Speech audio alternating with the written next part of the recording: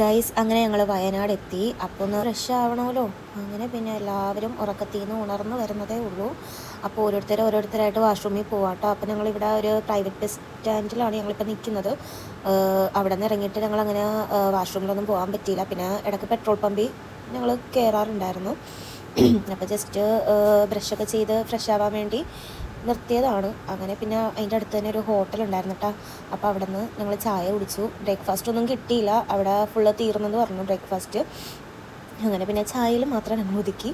Just ബ്രഷൊക്കെ ചെയ്യാൻ വേണ്ടി പോയതാണ്. പക്ഷെ നല്ല സ്ഥല സൗകര്യം ഉള്ളതുകൊണ്ട് ഞങ്ങളവിടെ കുളിക്കാനാണെങ്കിലും മേല് കഴുകാനാണെങ്കിലും ഡ്രസ്സൊക്കെ മാറാനൊക്കെ ഉള്ള അടിപൊളി നല്ല സ്ഥലം ഉണ്ടായിരുന്നു കേട്ടോ. അപ്പോൾ പിന്നെ എല്ലാവരും നല്ല രീതിയിൽ ഫ്രഷപ്പായി. പിന്നെ ഇനിയിപ്പോൾ റൂമിൽ പോകണ്ടല്ലോ, ഇനിയിപ്പോൾ അവിടെ നിന്ന് കുറച്ച് സ്ഥലങ്ങളൊക്കെ കാണാൻ ഉണ്ടായിരുന്നു. അപ്പം ഞങ്ങൾ വിചാരിച്ചു ഇനിയിപ്പോൾ റൂമിൽ പോയി വെറുതെ ടൈം കളയണ്ട, അവിടെ നമുക്ക് ഫുൾ സ്ഥലം കാണുമ്പം അത്രയും ടൈം നമുക്ക് സ്പെൻഡ് ചെയ്യാൻ പറ്റും. എൻ്റെ ബ്രദർ ട്രാവലറിൽ അങ്ങനെ പോകാറുള്ളതാട്ടോ, ഡ്രൈവറായിട്ടൊക്കെ. അപ്പോൾ അവനറിയാം എങ്ങനെയാണ് എവിടെയൊക്കെയാണ് സ്ഥലങ്ങളും കാണാനുള്ള കാര്യങ്ങളും എല്ലാം. അപ്പോൾ അവിടെ നിന്ന് നമ്മൾ ഡിസ്കസ് ചെയ്യാറുന്ന കാര്യങ്ങളൊക്കെ. പിന്നെ നമ്മളൊരു ട്രിപ്പിന് ഇറങ്ങുമ്പം ഫോട്ടോ മസ്റ്റ് ആണല്ലോ. പല പോസും നമ്മൾ കണ്ടുപിടിച്ചായിരിക്കും ഫോട്ടോ എടുക്കാൻ വേണ്ടി തയ്യാറാവുന്നത്. അപ്പോൾ അതേപോലെ ആയിരുന്നു ഞാനും എൻ്റെ മാമയുടെ മോളാട്ടോ, ഞാനും അവളും കൂടി ഫോട്ടോ എടുക്കുന്നതിൻ്റെ ബിസിയിലായിരുന്നു. അങ്ങനെ പിന്നെ അവിടെ നിന്ന് ഞങ്ങൾ അടുത്തുള്ള സ്ഥലമായിരുന്നു ഈ സൂചിപ്പാറ വാട്ടർഫാൾ. അങ്ങനെ പിന്നെ ഞങ്ങൾ അങ്ങോട്ടേക്ക് വന്നേച്ച്. എനിക്ക് നല്ല ചുമയായത് കാരണം ഇടയ്ക്കിടയ്ക്ക് വോയിസ് കട്ടായി പോണു, ഈ ചുമ വരുന്നത് കൊണ്ട്. അത്യാവശ്യം ക്ലൈമറ്റും ഒക്കെ അടിപൊളിയായത് കാരണം പിന്നെ ഞങ്ങൾ വേറെ എവിടെയും നോക്കിയില്ല, അവിടെ തന്നെ രണ്ടും കൽപ്പിച്ച് പോകാൻ തീരുമാനിച്ച്. അങ്ങനെ പിന്നെ വാട്ടർഫാളിലേക്ക് ഇറങ്ങാൻ വേണ്ടി ഡ്രസ്സൊക്കെ ഓരോരുത്തർ ചേഞ്ച് ആക്കുന്നുണ്ട്. പിന്നെ ഓരോരുത്തർ ഡിസ്കഷനിലാണ് ഇങ്ങോട്ട് തന്നെ വരണോ അതാ വേറെ എന്തെങ്കിലും കാണാനുള്ള മറ്റേ ലാർജസ്റ്റ് സിബ് ലൈനൊക്കെ ഉണ്ടായിരുന്നു ഇവിടെ തന്നെ കാണാൻ. അപ്പോൾ അവിടെ പോകണമെന്നൊക്കെ പിന്നെ രണ്ടും കൽപ്പിച്ച് ഇവിടെ തന്നെ ഇറങ്ങി എല്ലാവരും. ഞാൻ ഈ ഫസ്റ്റ് ടൈമാണ് ഈ സൂചിപ്പാറ വാട്ടർഫാളിലും ഒക്കെ പോകുന്നത്. അപ്പോൾ ഞങ്ങൾക്ക് ഒട്ടും അറിയില്ലായിരുന്നു എൻ്റെ പൊന്നോ നല്ല രീതിയിലുള്ള നടപ്പുണ്ടെന്ന്. ഞങ്ങൾ തുള്ളിച്ചാടി കുറച്ച് നടന്നാൽ മതി ഉടനെ വാട്ടർഫാൾ എത്തും എന്നുള്ള രീതിയായിരുന്നു. അതിരമ്പള്ളിയിലൊക്കെ പോയെങ്കിലും ഇവിടെയൊന്നും വന്നിട്ടില്ല സത്യം പറഞ്ഞാൽ.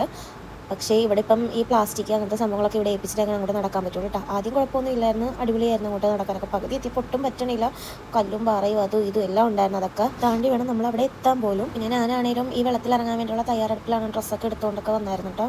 ഭാഗ്യത്തിന് വെയിലില്ലായിരുന്നു, വെയിലും കൂടി ഉണ്ടായിരുന്നെങ്കിൽ നമ്മൾ കരിക്കട്ട പോലെ ആയേന്.